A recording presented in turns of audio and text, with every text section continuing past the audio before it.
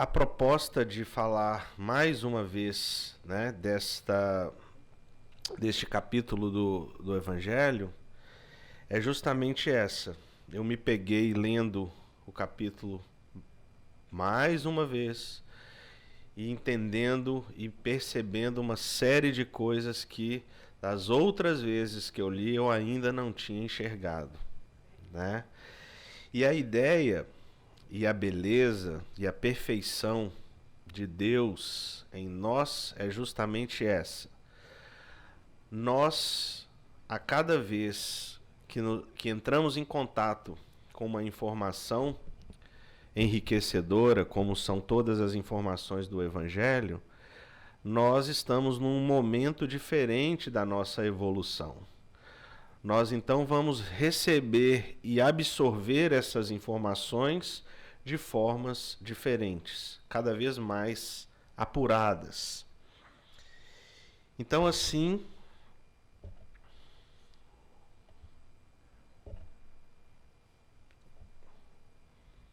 deixa eu ver aqui se eu consigo.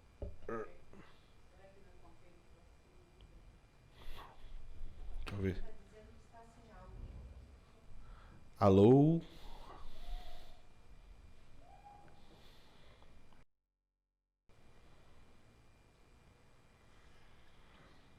Só um instantinho aqui pra gente ver se consigo.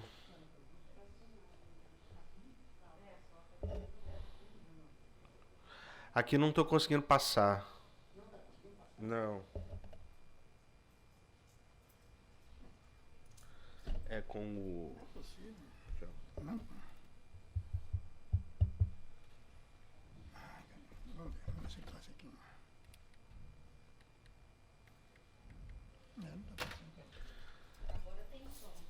Ok. O som está solucionado. Hoje de manhã o Walter falou assim: ah, achei que você não ia nem trazer a apresentação, ia ser no gogó. Acho que vai ter que ser, viu?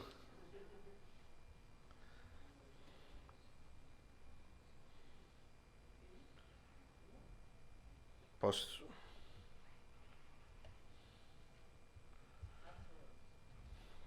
Não, mas foi o Walter que.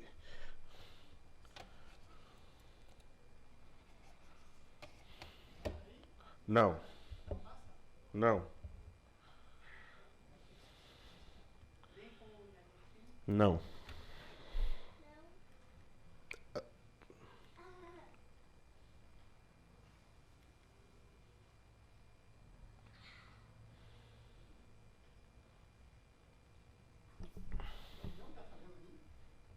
Não. Até sumiu agora aqui a minha apresentação. Subiu aqui. O próximo que tá é o passe. Deixa eu ver aqui. Não tem nada a ver com isso.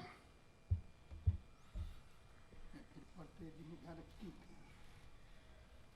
Deixa eu fazer aquele negócio ali. Não é possível.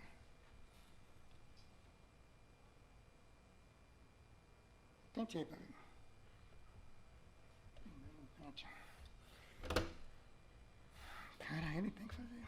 Agora voltou. Tá passando? Pronto, agora tá. É só ter fé. Haja fé. Então vamos lá. Só lembrando, né, que esse tema está no capítulo 19 do Evangelho segundo o Espiritismo. E o roteiro proposto por Kardec pela espiritualidade nos traz o poder da fé, a fé religiosa, condição da fé inabalável. Aí nos vem a parábola da figueira seca. E aí então as instruções dos espíritos, né, com a fé mãe da esperança e da caridade, a fé humana e a fé divina. Então eu fiz um apanhado do início ao final do capítulo com a essência e com os principais pontos trazidos pela espiritualidade. E naturalmente, né, fica o convite para todos, após ou durante, acompanharem depois, fazerem a leitura do capítulo inteiro e perceberem como em poucas páginas, né, esse tema da fé é abordado de uma forma tão profunda e tão tocante no Evangelho. Lembrando que muitos dos ensinamentos de Jesus foram trazidos através das parábolas, né? Que eram narrativas onde Jesus criava uma situação e aproximava as pessoas que o ouviam e que o seguiam, né, daquela informação e daquele conhecimento de uma maneira didática, de uma maneira clara e inesquecível. A maioria das parábolas de Jesus não foram situações reais que aconteceram, né? O que nos traz a excelência de Jesus como um contador de histórias. Histórias que realmente acrescentavam e tocavam as pessoas de uma maneira a fazê-las mudar os seus hábitos, entender os ensinamentos de amor e caridade que ele queria construir entre os seus seguidores e na terra. Então, o capítulo começa com o poder da fé. E a narrativa é aquela passagem do pai que vem em busca de Jesus porque o seu filho sofria de ataques, né, que as pessoas julgavam como sendo ataques de loucura. E, certa vista, os apóstolos de Jesus estiveram em contato com esse pai e o pai pediu ajuda para eles, mas eles não puderam ajudar aquele filho. Então, quando ele veio ao encontro do povo, um homem se lhe aproximou, ele, Jesus, e lançando-se de joelhos aos seus pés, disse: Senhor, tende piedade do meu filho, que é lunático e sofre muito, pois cai muitas vezes no fogo e muitas vezes na água. Apresentei-o aos teus discípulos, mas eles não o puderam curar. Então, nós temos a situação em que esse pai pede ajuda para os discípulos, mas os discípulos nada puderam fazer.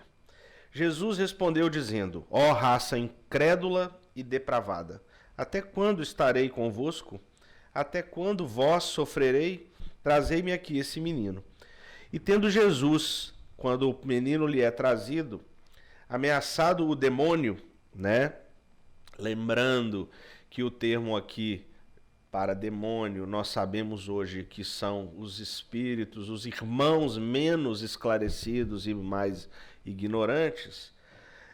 Este saiu do menino, que no mesmo instante ficou são, ficou bom. Os discípulos então vieram ter com Jesus em particular e lhe perguntaram: por que nós não podemos expulsar esse demônio? Senhor, nós estamos contigo, andamos contigo e não conseguimos expulsar esse demônio. Respondeu-lhes Jesus: por causa da nossa incredulidade. Pois em verdade vos digo, se tivesseis a fé do tamanho de um grão de mostarda, diríeis a esta montanha: transporta-te daí para ali, e ela se transportaria, e nada vos seria impossível. Isso está em Mateus capítulo 17, versículos 14 a 20. Lembrando que a questão da fé abordada por Jesus e acentuada, reforçada por Jesus, aparece em mais de um momento nas Escrituras, né? Esse é um dos exemplos e mais adiante um pouco nós vamos ver mais um exemplo com a parábola da figueira seca. Então aqui, né, uma ilustração de Jesus e o pai pedindo auxílio para o filho que era tido como louco, como lunático. Então Jesus compara a fé a um grão de mostarda. E por que um grão de mostarda? Né? Tem um sentido muito bonito nessa comparação feita, nessa analogia feita por Jesus. Huberto Holden, que foi um teólogo, filósofo brasileiro do século passado, disse, né, a respeito dessa passagem: fé como um grão de mostarda e não como um grão de areia. Quer dizer, uma fé viva, que encerre em si, ainda que potencialmente apenas, a vida espiritual, assim como um grão de mostarda encerra em si uma planta inteira. Então observe que essa fé, por menor que seja, como o pequenino grão de mostarda, né, ela deve ser uma fé verdadeira, uma fé viva, uma fé que possa florescer e expandir, né, impactando várias outras pessoas ao redor. Nós temos uma pequena semente de mostarda que, se plantada, vai florescer e vai dar origem a várias outras plantas, a vários outros frutos e a várias outras sementes de mostarda. Então essa fé tem que ser verdadeira, contínua, infinita e incessante. E aí, né, com esclarecimentos como esse, fica mais fácil de nós entendermos a dimensão da fé.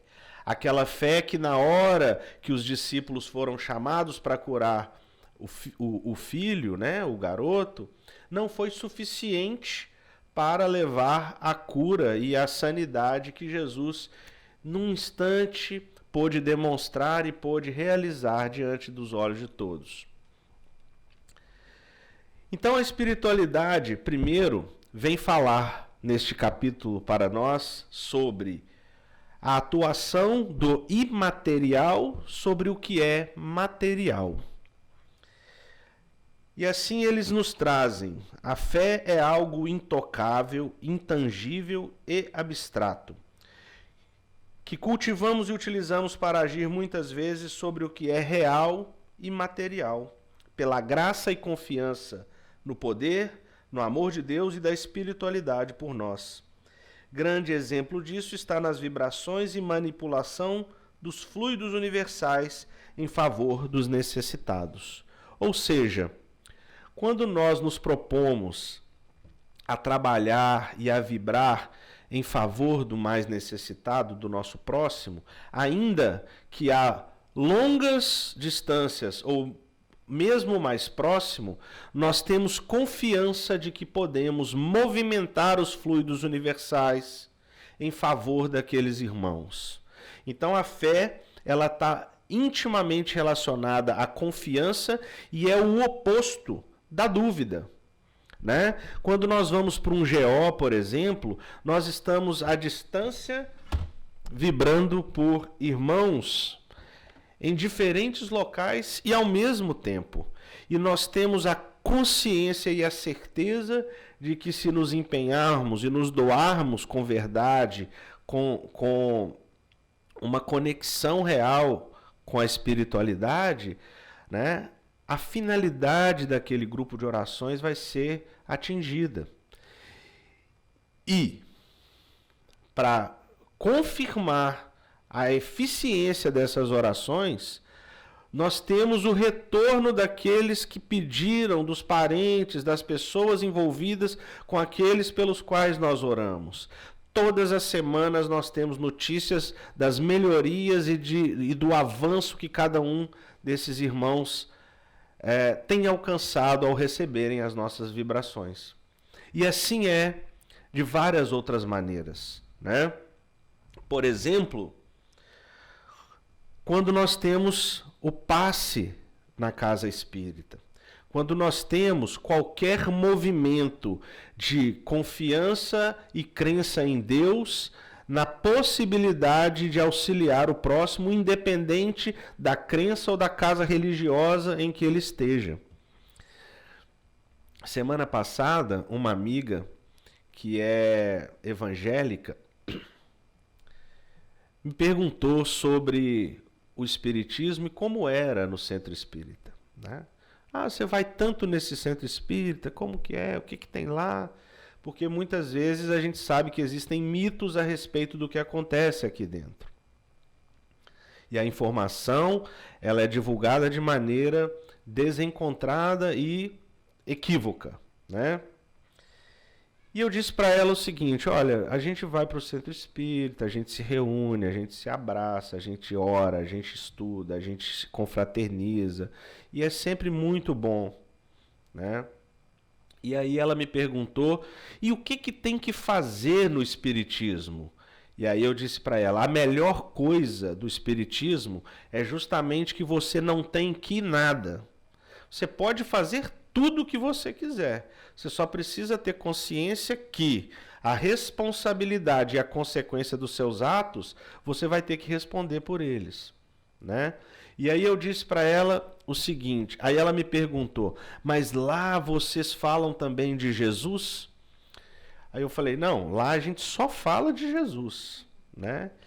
E aí eu disse para ela, olha, independente de onde você vá e da religião que você queira seguir, qualquer casa em que você entrar e que Jesus for o modelo a ser seguido, você pode ter certeza que você está num lugar, num bom lugar e com uma referência boa para a sua vida. Então não tem que ser no centro espírita, não se preocupe com isso.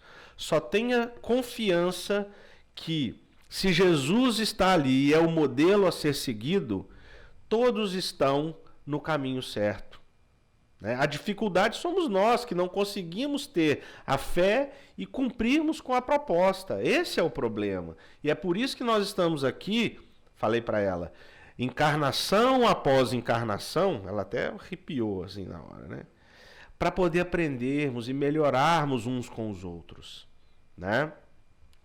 Então, a espiritualidade nos fala de lucidez, confiança e perseverança. Nós dependemos de equilíbrio de nossas faculdades mentais e corporais para nos conectarmos com a espiritualidade e precisamos acreditar que estamos realmente recebendo a energia veiculada entre o espírito e o corpo físico e saber esperar para alcançarmos a cura que buscamos. Quando as pessoas chegam até nós precisando de um passe ou de um tratamento espiritual, tanto o passista quanto o paciente tem que ter muita confiança de que aquilo vai funcionar e que a espiritualidade está intermediando aquilo. Muitas vezes, o paciente, né? Olha, o próprio nome já diz, paciente, não tem paciência. E ele acha que o problema dele, a solução vai ser encontrada num primeiro momento, imediatamente.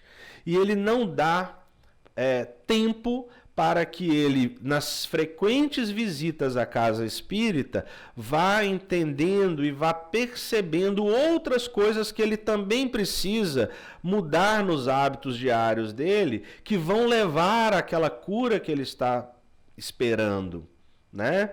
Mas aqui, mais um grande exemplo da necessidade da fé de ambos os lados. O paciente, o passista e a espiritualidade intercedendo entre eles. E aí a espiritualidade fala sobre humildade e submissão a Deus. Cumpre não confundir a fé com a presunção. Isso é muito interessante, porque a verdadeira fé se conjuga à humildade, né? Então eu não posso imaginar que eu posso tudo e ponto final. Eu posso tudo, vou conseguir tudo porque eu quero tudo e assim vai ser, né? Aquele que possui essa fé verdadeira e humilde deposita mais confiança em Deus do que em si próprio. Por saber que simples instrumento da vontade divina, nada pode sem Deus. Por essa razão é que os bons espíritos lhe vêm em auxílio. A presunção é menos fé e mais orgulho. E o orgulho, num dado momento, vai ser sempre castigado, cedo ou tarde, pela decepção e pelos malogros que lhes são infligidos. Então percebam o que a espiritualidade quer nos dizer. Você pode ter confiança em si e nas suas potencialidades, mas sem depositar e se conectar ao poder divino, a sua potencialidade muitas vezes não vai ser o suficiente. E se encher de vaidade, se encher de orgulho, não é a melhor forma de se dizer que se tem fé. Porque a fé depende dessa humildade e dessa confiança também nos desígnios divinos, no auxílio da espiritualidade. O orgulho por si só vai nos baixar a vibração e vai nos colocar numa sintonia desfavorável ao auxílio dos bons espíritos. E se eu apenas me orgulhar de mim mesmo e das minhas capacidades, no momento crucial em que eu depender de um suporte da espiritualidade, não é nem porque eles não querem, mas é porque eles não conseguem nem se aproximar, tamanha a vibração e a baixa vibração e a sintonia que você provavelmente vai estar carregando com outros irmãos menos elevados. E aí eles falam para nós sobre o magnetismo e o fluido universal. O Espiritismo, então, vem nos apresentar o mundo espiritual, nessa condição de espíritos imortais e, mesmo encarnados, nossa relação com a energia cósmica e os fluidos vitais nos quais estamos imersos como peixes dentro d'água. E é belíssimo isso aqui pelo seguinte: isso atesta para todos nós que a passagem pela carne é temporária e que a vida real está lá no plano espiritual. Porque se a carne fosse a razão principal da nossa existência, não haveria por que nós estarmos aqui e ainda necessitarmos da interação com o plano espiritual e com esses fluidos magnéticos que nos envolvem. Mesmo a espiritualidade utiliza esses fluidos em benefício do nosso corpo material, né?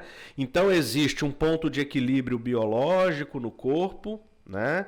Existe um ponto de equilíbrio universal com todos os fluidos e as energias, as vibrações que nos envolvem, e existe um ponto de equilíbrio entre os dois que interliga o corpo de carne e o fluido universal. E a espiritualidade bondosamente por trás nos auxiliando a manejar, a articular isso da melhor forma possível para cada um de nós, dentro do merecimento e dentro da necessidade. Jesus, em João 14, 12, disse: "Na verdade vos digo que aquele que crê em mim também fará as obras que eu faço e as fará maiores do que estas." Por isso que no episódio do filho lunático, né, do garoto lunático, Jesus já começa dizendo: raça incrédula, né? Eu estou aqui, eu estou mostrando, eu estou trazendo a informação e já disse: vós podeis fazer o mesmo e até mais do que eu. Jesus não disse à toa: vós sois deuses, porque essa potencialidade está em nós, a potencialidade de amar, a potencialidade de curar, né? E essa vontade real de acreditar com certeza no que não se vê e não se toca, mas que tem poder e influência sobre nós. Assim é o mundo espiritual, assim é a espiritualidade, assim é Jesus e assim é Deus canalizando por todos esses intermediários o amor dele por nós. Então, a fé é uma experiência pessoal, não tem como medir a fé, né? Se a gente colocasse aqui o que é fé para cada um dos que estão presentes ou para cada um dos que estão nos acompanhando, cada um teria talvez uma definição diferente. Mas, na essência, essa definição e o objetivo a ser atingido seria o mesmo. Muitas vezes nós nos deparamos com pessoas que julgamos ter mais fé do que nós e nos miramos nelas como exemplos. Isso é bom, né? Porque como a fé é uma experiência, um sentimento sem fronteira, não tem limite, né? Se eu vejo uma pessoa que passa às vezes por situações ou por dificuldades maiores do que a minha, mas que a todo momento que eu encontro está de bom humor, está bem disposta, está disposta para o trabalho, ao invés de estar ali se lamentando, se jogando num canto ou se queixando da vida, eu sou obrigado, baseado na minha consciência e na minha razão, a olhar para ali e falar, olha, eu preciso ter mais fé, né? Então, a medida da fé vai ser, muitas vezes, o exemplo que nós temos nas outras pessoas que já conseguiram encontrar mais fé do que nós mesmos. E isso é muito bom.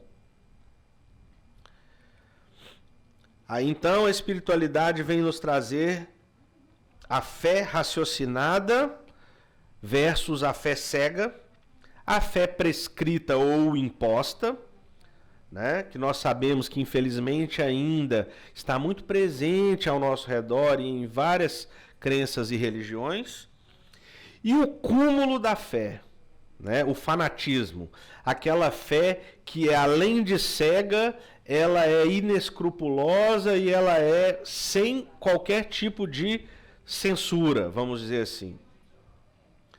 Somente a fé que se baseia na verdade garante o futuro, porque ela nada tem a temer do progresso das luzes, dado que o que é verdadeiro no escuro também é verdadeiro à luz meridiana. Cada religião pretende ter a posse exclusiva da verdade. Recomendar a alguém a fé cega sobre um ponto de crença é confessar-se impotente para demonstrar que está com a razão. Ou seja, em muitas religiões ainda, infelizmente, nós temos que a interpretação das escrituras é tão ao pé da letra que as pessoas não conseguiram acompanhar o raciocínio e os novos tempos para fazerem uma leitura, né, um pouco mais branda, mais abrangente do que aquela mensagem realmente quer nos trazer. Qual que é o problema, né? Quando eu pego no Velho Testamento certas passagens que foram escritos há 4.000 anos atrás, né? Alguns deles escritos, mas já com base em acontecimentos anteriores, né? Onde você tinha olho por olho, dente por dente, né? Onde você tinha guerras sendo realizadas em nome de Deus, massacres de povos e submissão de outras raças, porque Deus... porque você é um escolhido de Deus e uma raça superior, né? Naqueles momentos, essa era a possibilidade e a capacidade de quem interpretava, né? Hoje, interpretar da mesma forma é negar a evolução do homem e a maturidade intelectual, a inteligência que nós podemos carregar hoje, que já é capaz de interpretar de maneira diferente. Então, essa fé cega sobre um ponto de crença vai ser aquele caso em que uma pessoa, um pregador, um pastor vai chegar e falar assim, olha, é desse jeito e você tem que acreditar nisso porque eu estou dizendo. E aí, ao fazer dessa forma, ele está confessando-se impotente de demonstrar que está com a razão, porque qualquer coisa que contrarie aquilo, né, para ele não é verdade, e a verdade é só aquilo que ele entende, que leu ali na escritura e que está sendo dito da forma que ele entende, né? Em diversas vezes aqui nós já vimos, inclusive, vou abrir um parênteses aqui que é muito legal, o porquê, né, de nas escrituras, em um dado momento, Moisés dizer que não se poderia fazer consulta com os espíritos ou com os mortos, né? Porque nós sabemos que naquele momento a nossa intelectualidade, a nossa inteligência era tão limitada e o nosso egoísmo era tão grande que nós íamos passar a consultar os espíritos para saber do que era importante para a nossa vida, né? Nós íamos perguntar para os espíritos o que de bom aconteceria no futuro para a nossa vida, e não o que realmente contribuiria para o coletivo, para todos os espíritos encarnados na Terra, né? É por isso que o Consolador Prometido vem e traz no Evangelho segundo o Espiritismo, no Livro dos Espíritos, esclarecimentos que hoje, mesmo baseado na escritura de milhares de anos atrás, nós conseguimos ler e falar assim: ah, agora eu entendo. Agora eu estou conseguindo perceber o que Jesus queria dizer naquele momento. É por isso que lá, 2000 anos, Jesus usava parábola. E hoje nós temos uma literatura vasta, né, para poder nos alimentar de conhecimento. Sempre com uma fé raciocinada. Esse é o grande convite do Espiritismo. Nada que eu disser ou que qualquer pessoa disser numa casa espírita pode ser tomada como verdade absoluta, e se para você não parece soar da forma correta, você não pode deixar de questionar, né? Então, o fundamentalismo religioso, né, ele é extremo, e o excesso, ele é ruim como qualquer coisa em excesso, né? Fé em excesso e sem raciocínio vai ser ruim, porque leva ao fanatismo, né? E é aí que entra o discernimento em busca de um equilíbrio, de um meio termo para todas as coisas. Aqui eu trouxe uma representação, né, onde o protestante ali diz, né, não o protestante religioso, tá, pessoal? Não entendam dessa forma. De um lado, o aborto é crime, né? Ele está protestando pela vida. Mas do outro, né, a pena de morte também é bem-vinda. Então, por que a vida de um lado é boa e do outro lado deve ser extirpada? Né? Não faz sentido. É uma tamanha incoerência.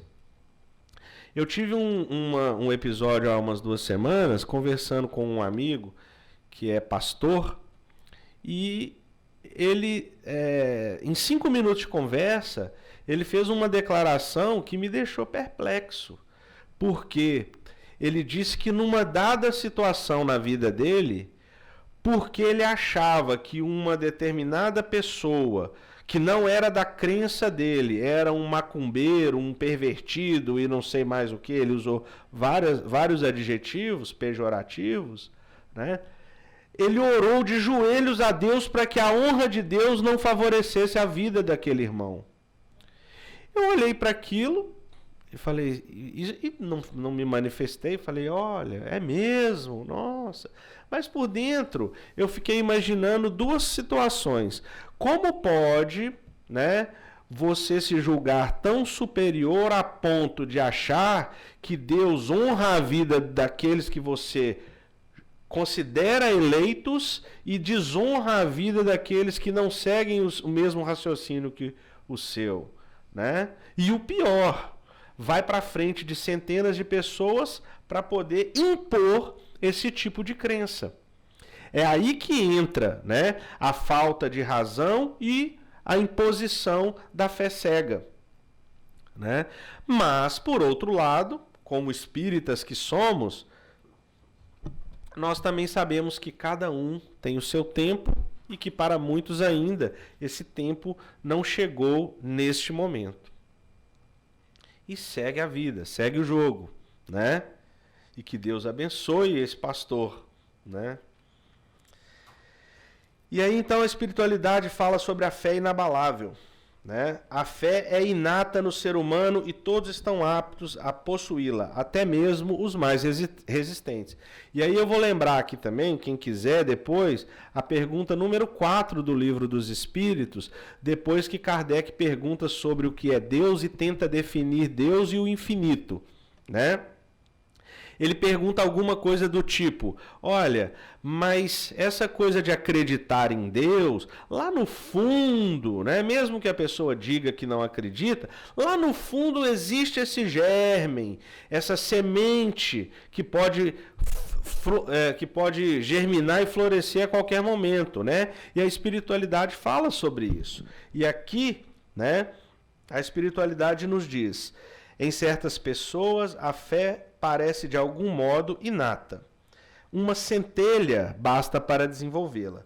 Essa facilidade de assimilar as verdades espirituais é sinal evidente de anterior progresso, ou seja, mostra que mesmo nessa vida, se eu não tiver tido nenhuma oportunidade de exercitar a minha fé, né, quando eu tiver, ela germina, porque lá atrás, na minha vida anterior, eu já experimentei essa coisa de acreditar em Deus e ter essa necessidade de acreditar em Deus.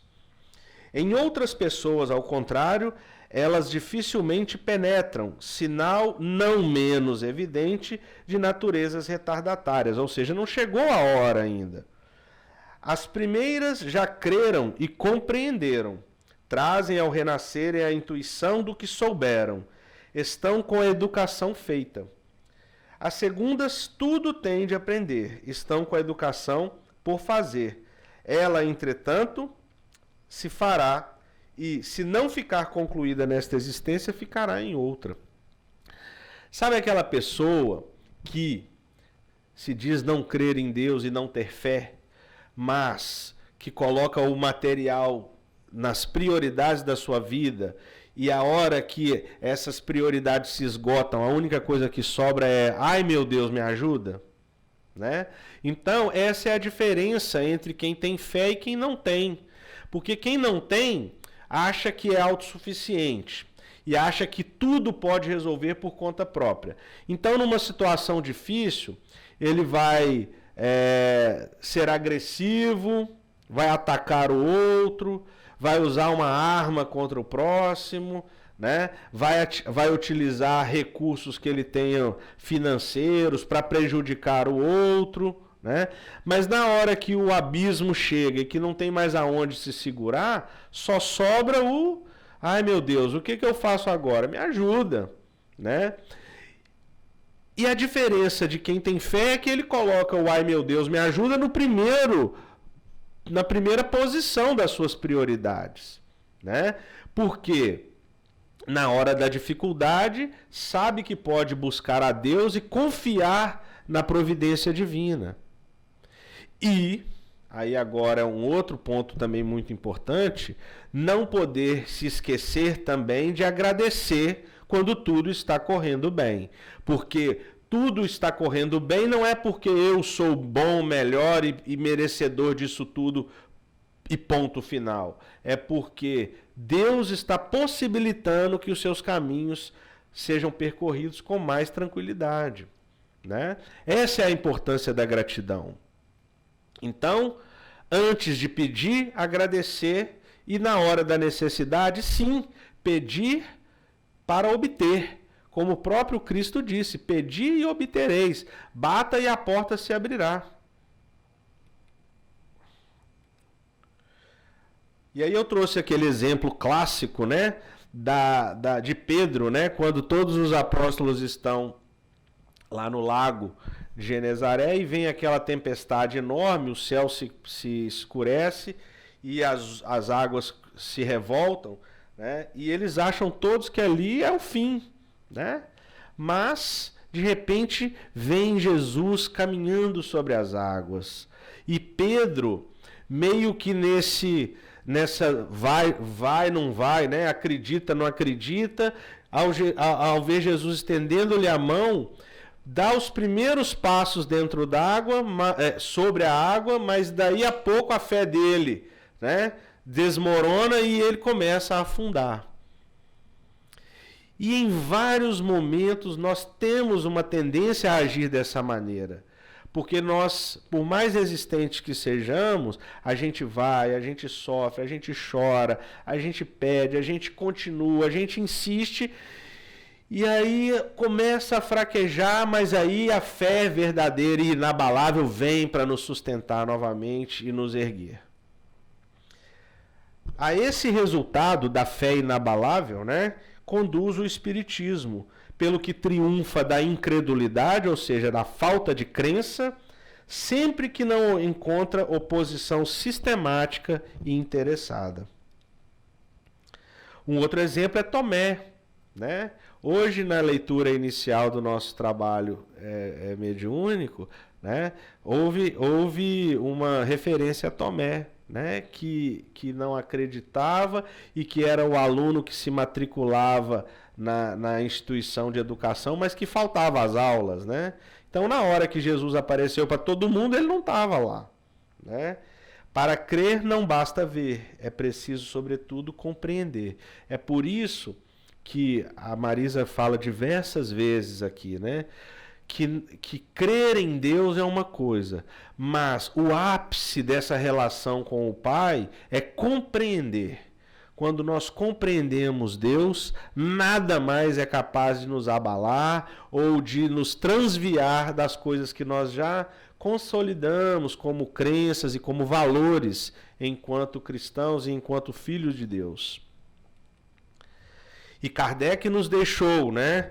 Fé inabalável só o é aquela que pode encarar de frente a razão em todas as épocas da humanidade. Como a espiritualidade falou agora há pouco, fé, né? A verdade, ela é verdade no escuro ou às claras. Né? Não há como mudar aquilo. Você pode ter pessoas que vão tentar contrariar aquela verdade num determinado momento. Você pode ter sistemas, governos ou qualquer outra coisa que, por imposição de poder e de opressão, queiram distorcer a verdade. Mas a verdade continua válida ali, como daí a pouco, em alguns momentos à frente, ela vai ser revelada e vai florescer para todas as pessoas. E aí então nós temos a figueira seca, né? A parábola da figueira seca, o episódio em que Jesus, caminhando de Jerusalém para Betânia, né, vai dar uma lição belíssima aos apóstolos. Está em Marcos, capítulo 11, versículos 12, 13 e 14. E no dia seguinte, quando saíram de Betânia, teve fome. Vendo de longe uma figueira que tinha folhas, foi ver se nela acharia alguma coisa. E chegando a ela, não achou senão folhas, porque não era tempo de figos. E Jesus, falando, disse à figueira: nunca mais coma alguém fruto de ti. E os seus discípulos ouviram isto. No dia seguinte, ao passarem pela figueira, viram que secara até a raiz. Pedro, lembrando-se do que dissera Jesus, disse: Mestre, olha como secou a figueira que tu amaldiçoaste. Jesus, tomando a palavra, lhes disse: Tende fé em Deus. Digo-vos em verdade que aquele que disser a essa montanha: tira-te daí e lança-te ao mar, mas sem hesitar no seu coração, crente, ao contrário, firmemente, de que tudo o que houver dito acontecerá, verá que com efeito acontece. Então, quando eu li a primeira vez essa passagem há anos atrás, a única coisa que me veio à mente, que me era capaz de processar, era: Jesus está pedindo para nós termos muita fé em Deus, né? E com o passar do tempo, outras coisas vieram aclarando para mim dentro dessa passagem. Então aqui uma representação dessa passagem, né? Mas não somente recomendar essa fé em Deus aos apóstolos era o que Jesus queria naquele momento, né? Ele traz outro conhecimento mais aprofundado referente, quando ele usa, né, na história que é contada, uma figueira para representar alguma outra coisa que não somente uma árvore que não tem figos. A árvore, né, por si só já representa vida, vigor, força e prosperidade, uma vez que dela você tem folhas e frutos que alimentam, sementes dentro desses frutos que vão poder multiplicar aquela planta. Porém, a figueira especificamente é uma das formas da representação do povo hebreu, como é também a videira, né? Como é hoje para nós a videira para os cristãos espíritas. Então, em várias passagens já do Velho Testamento, nós vamos ter referência ao povo de Israel, que era o povo eleito como filho de Deus, sendo comparado à videira e à figueira.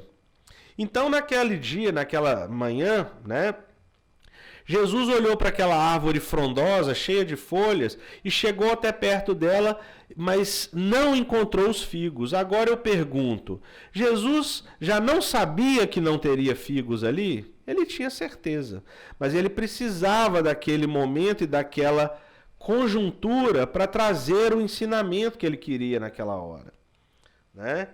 Então, nós estamos falando aqui, né, de uma oposição entre o aparente, né, e o essencial. Muitas vezes o que se aparenta ser internamente não é o que realmente se espera, né? Então nós não devemos julgar pelas aparências, porque o que está por fora nem sempre mostra o que existe por dentro. A verdadeira religiosidade é aquela medida pelos frutos e não pela exuberância externa das folhas. E aí Jesus então vai falar da fé, né, no episódio da figueira. Jesus, naquele momento, para quem não se lembra ou quem não sabe, essa era a última viagem de Jesus junto com os apóstolos antes da celebração da Páscoa e da crucificação. Então, ele precisava dar o seu recado aos seus apóstolos de que tempos difíceis logo viriam e que ele dependia muito da estrutura emocional, né, religiosa, da confiança e da fé deles em Deus para ter certeza que eles conseguiriam levar a igreja do Cristo aonde Cristo esperava que fosse alcançado, né? Então ele estava, na verdade, se certificando da base de fé que ele estava deixando ali para aqueles apóstolos. Então, quando ele fala que ninguém mais coma fruto de ti e a árvore aparece seca, né, não quer dizer, como Pedro achou, que Jesus estava amaldiçoando a árvore, né? Jesus não amaldiçoaria nada e nem a ninguém. Concordam? Né? É totalmente contrário à essência de Jesus amaldiçoar qualquer coisa, né? O exemplo de bondade, de amor e de superioridade, né? de benevolência que era Jesus, não podia amaldiçoar ninguém. Então, Jesus precisava certificar de que seus apóstolos tinham plena confiança e fé em Deus, porque ali, né, dali adiante, viria a crucificação e viriam todos os tormentos pelos quais o cristianismo iniciante ali deveria passar. Tanto é que ainda assim, no dia da crucificação, nós tivemos Judas traindo e entregando Jesus, nós tivemos Pedro negando Jesus por 3 vezes, nós tivemos todos eles se afastando de Jesus, exceto João, né? Porque ainda não tinham essa fé, não conseguiam sentir e compreender essa fé em Deus. Então, o episódio da figueira, né? No episódio da figueira, Jesus estava querendo, além de ensinar sobre a fé, né? Ele estava querendo também trazer um ensinamento sobre uma sentença, né? Sobre o povo hebreu. Porque há muito tempo, sendo preparado e acompanhado de perto por Deus, não era o suficiente, e as práticas das leis de Deus, nós sabemos que principalmente internamente, dentro do templo, entre os sacerdotes, entre os líderes, né, em conluio com a subjugação do Império Romano, nós já sabíamos que havia muita corrupção e que as coisas já não aconteciam da forma que deveria ser, segundo a lei e segundo o ensinamento de Moisés lá atrás. Então, o povo hebreu agora, naquele momento, era um povo que subjugava o povo, os mais fortes subjugavam a população, né?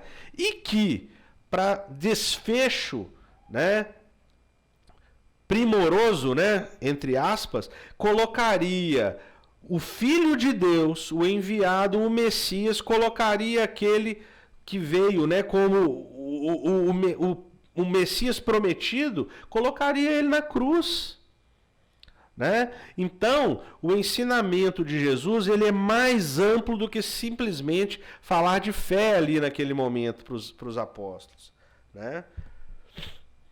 A chegada de Jesus foi anunciada por inúmeros profetas anteriormente, e as práticas já não eram mais aquelas ensinadas e ratificadas pela lei enviada por Deus. Então nós temos os símbolos, né, usados por Jesus, eu já falei. Jesus não amaldiçoou a figueira, ele só estava querendo mostrar ali que uma fé verdadeira e realmente, né, conectada a Deus, era possível de realizar qualquer feito. E a fome que Jesus tinha naquele momento não era de figos, né? Ele foi até a figueira já sabendo que, apesar de frondosa a árvore, não haveria figos ali, né? Mas ele ainda assim faz com que a figueira seque, né? E a figueira é o símbolo daquela nação que aparentemente era uma nação justa, correta, eram os filhos de Deus, mas que internamente já não frutificava mais. Era uma nação que, apesar de frondosa, né, não tinha mais a essência que era esperada, como foi lá atrás quando as leis de Deus foram trazidas por Moisés. Então aquilo ali mostrava esse declínio e dava a força e a base de fé para os apóstolos de que a nova igreja, o cristianismo, o reino dos céus, que Jesus disse em tantas ocasiões, era o próximo momento que a humanidade deveria vivenciar. Jesus buscava a resposta do povo hebreu depois de tantos ensinamentos e preparação para colocar em prática o amor e a caridade divina. Essa era a verdadeira fome do Messias.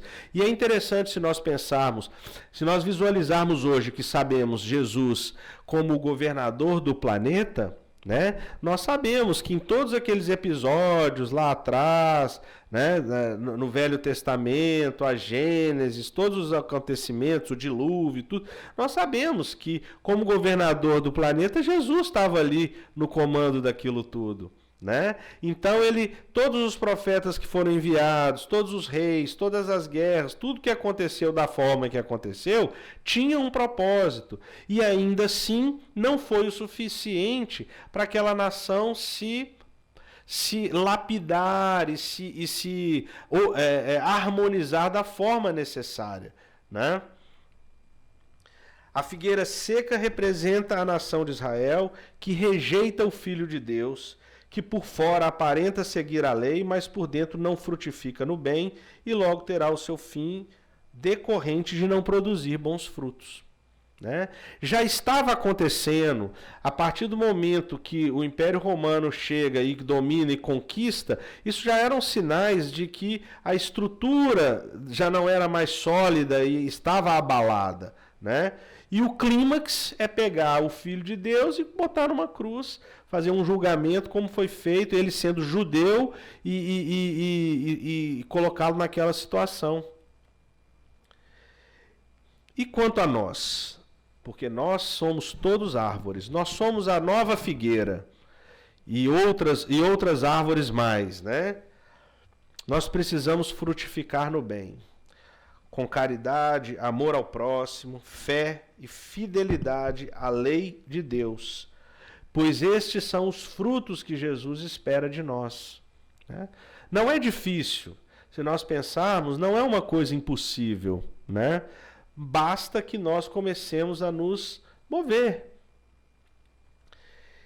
E nas instruções dos Espíritos, de uma forma bem resumida, né, eles vão nos trazer a questão da fé ativa, que vai proporcionar que nós lapidemos e desenvolvemos as nossas virtudes com energia e ações. Não adianta querer mudar o mundo parado, né, falando apenas. Isso tudo vai nos dar mais esperança e certeza dessa fé e desse suporte de Deus e da espiritualidade, né? E isso tudo vai proporcionar o progresso real, né? Então, é mais ou menos um pack aqui de um passo a passo que, se nós começarmos a colocar em prática, é fatal que o progresso não aconteça. Vai acontecer. Quem traz esse ensinamento é José, um espírito protetor. E aí vem a fé, mãe da esperança e da caridade. André Luiz nos traz que a fé é a base da regeneração, ou seja, da recuperação espiritual de um viver em erros, enganos, maldades, frutos da imperfeição, do egoísmo e do orgulho. A fé viva não é patrimônio transferível, é conquista pessoal. Ou seja, eu não posso ter fé por ninguém. Ou eu não posso ter tanta fé que eu posso dividir a minha fé com outra pessoa. É pessoal, né?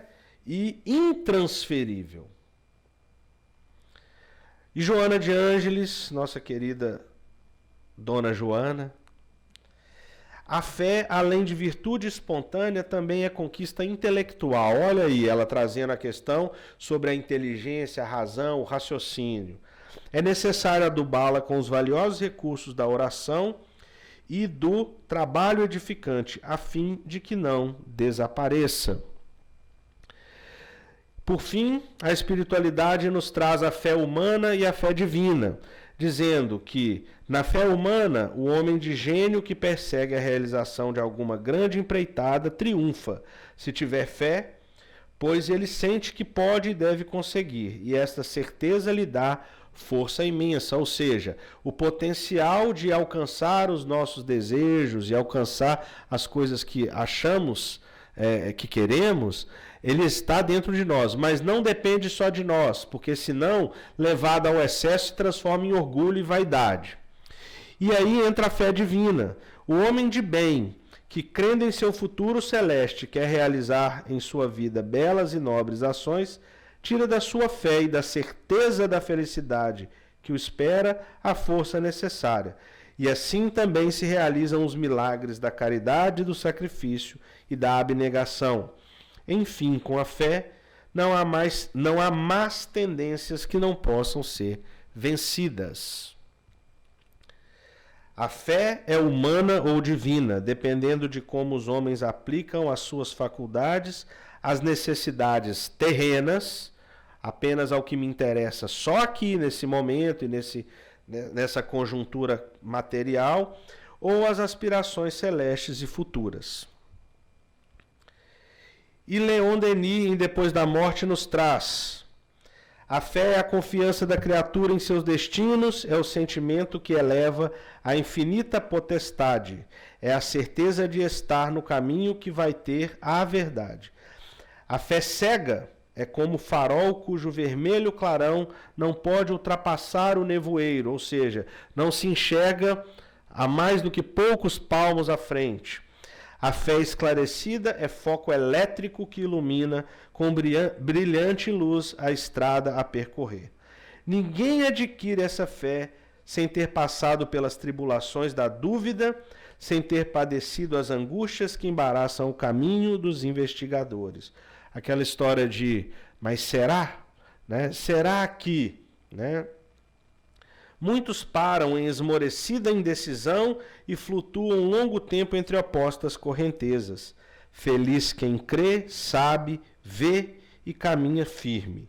A fé, então, é profunda, inabalável e habilita-o a superar os maiores obstáculos.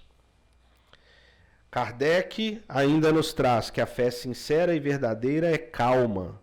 Faculta a paciência que sabe esperar, porque, tendo seu ponto de apoio na inteligência e na compreensão das coisas, tem a certeza de se chegar ao objetivo visado. E Chico nos traz que a fé sincera é ginástica do espírito. Quem não a exercitar de algum modo na terra, preferindo deliberadamente a negação injustificável, encontrar-se-á ou se encontrará mais tarde sem movimento. Nós somos árvores e Jesus está aí, né, de braços abertos. Eu gostei tanto desse slide que eu vou botar em todas as minhas palestras no final, né? Ele está aqui de braços abertos, convidando a acreditar, claro, convidando a confiar, a caminhar na direção dele, na direção de Deus, né? E ele nos prometeu o Consolador, né? Mas nós somos os discípulos de Jesus hoje. Nós devemos colocar este evangelho, esse ensinamento em prática, sem fraquejar e perseverantes pela causa espírita, né? De maneira geral pela causa cristã e, no nosso caso, pela causa espírita, e qualquer outro cristão pela causa da religião que decidir seguir.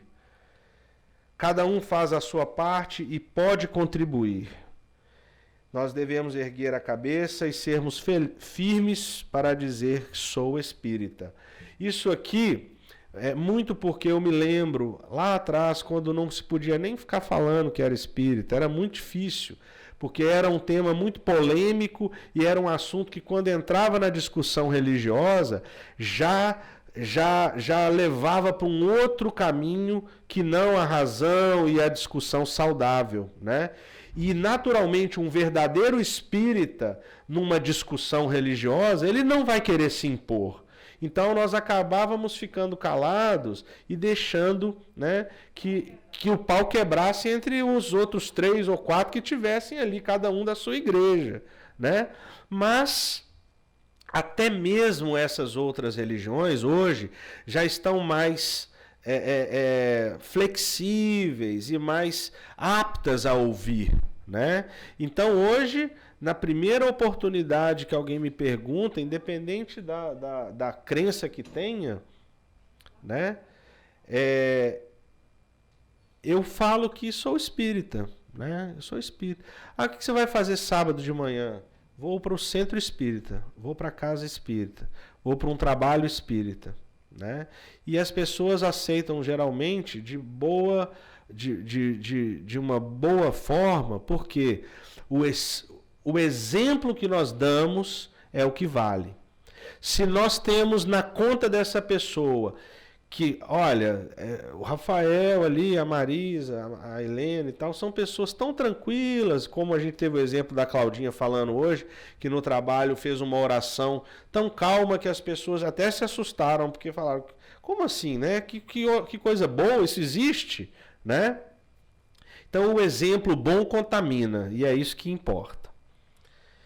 E aí, só para concluir rapidamente, eu quero ler o primeiro aqui, porque Paulo, na carta aos Hebreus, diz que a fé consiste na firme confiança ou na certeza daquilo que se espera, na convicção daquilo que não se vê. Então eu espero alcançar alguma coisa que eu ainda não tenho certeza que vai acontecer, mas com o auxílio da espiritualidade de Jesus e de Deus que estão ali, mas que eu não estou vendo também, né? Mas eu tenho certeza que ele existe. E aí ele fala da questão do egoísmo, da cegueira do fanatismo, né? Das más vontades que ainda se encontram entre nós, que são os obstáculos que vão impedir de nós desenvolvermos essa nossa fé, né? E de trabalhar pelo progresso da humanidade. E assim eu agradeço